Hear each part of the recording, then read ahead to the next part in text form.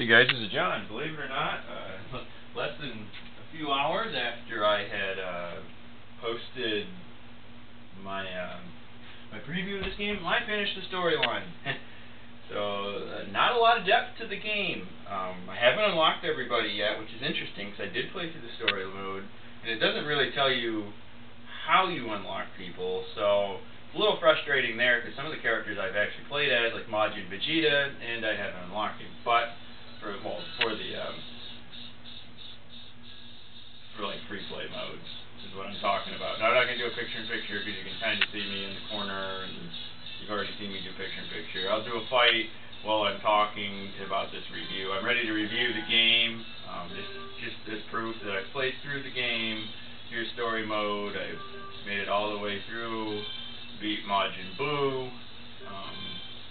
So yeah, pretty short.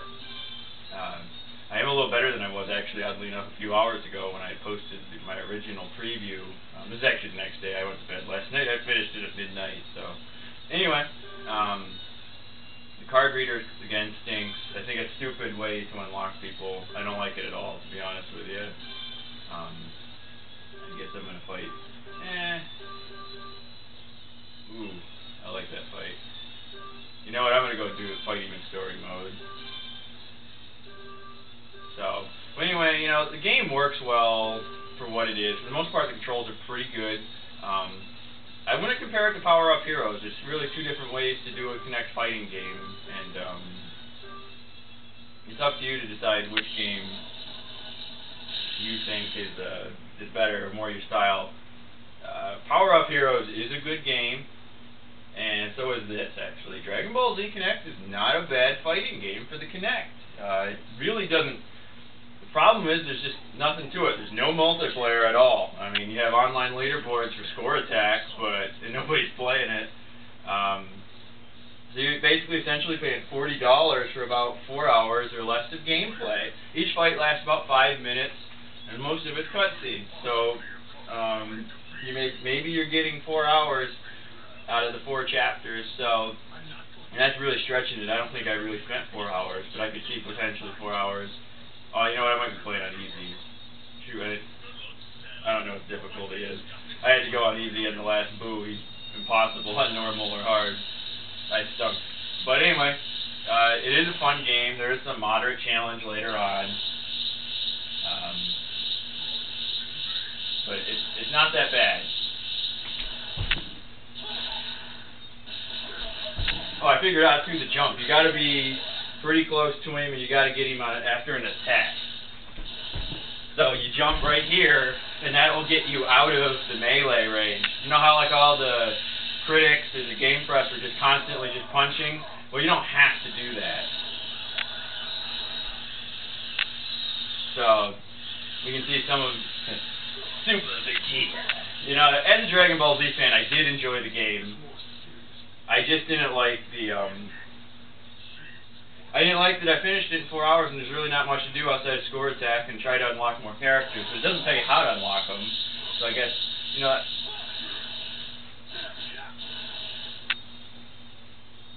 come on. There it goes. I'm trying to get a power punch, that way I can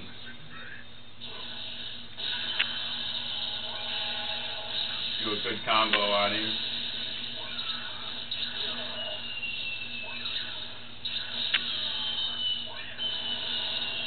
I love these.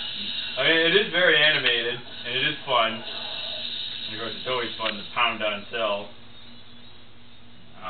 Especially Super Vegeta. So, I mean, as a Dragon Ball Z fan, I did enjoy the game.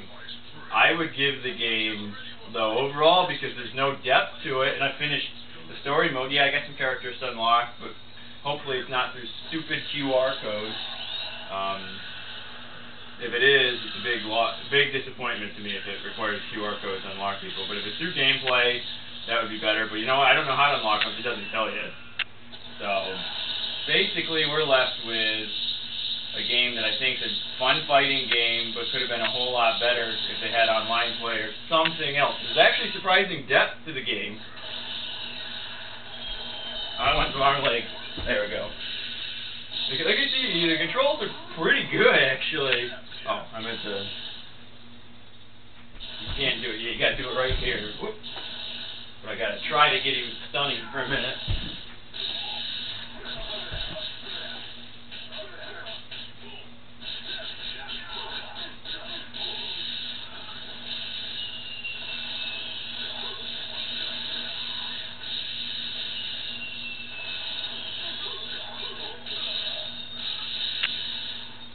Yeah, he must be uneasy because I pounded him. I mean, I beat him pretty good and normal on the storyline, but it wasn't like this. Gotta use this to... Well, you know what? I made a lie about how you... I really don't quite understand. You gotta have an opening to jump and bring the fight.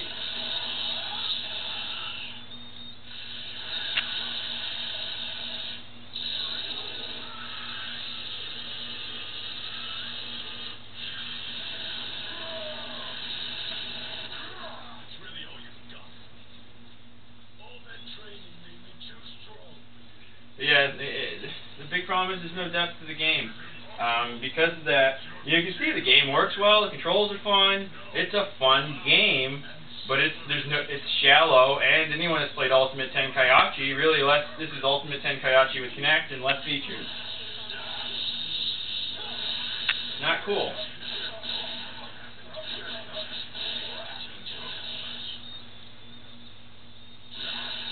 You can see that the moves are kind of telegraphed. Oh, come on. Move over. Normally that isn't a problem. Although I'm getting hit, and that kind of would make you think that the controls aren't very responsive. Ah, man. Come and get me, Cell. Come and get me. But, anyway, I'm going to give the game, because there's not a lot of replayability, don't get too wrapped up in the score, only a 6 out of 10.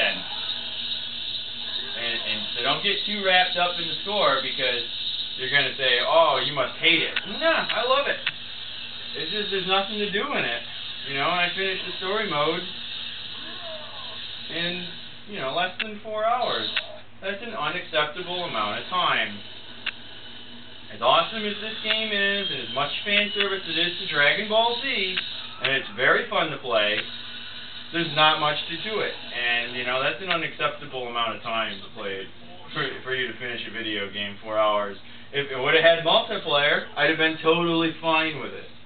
You know, online or simultaneous, any kind of multiplayer, there's none. All you have left is score attack, and you can replay events in the story. There are a lot of characters, but even score attack's kind of weird.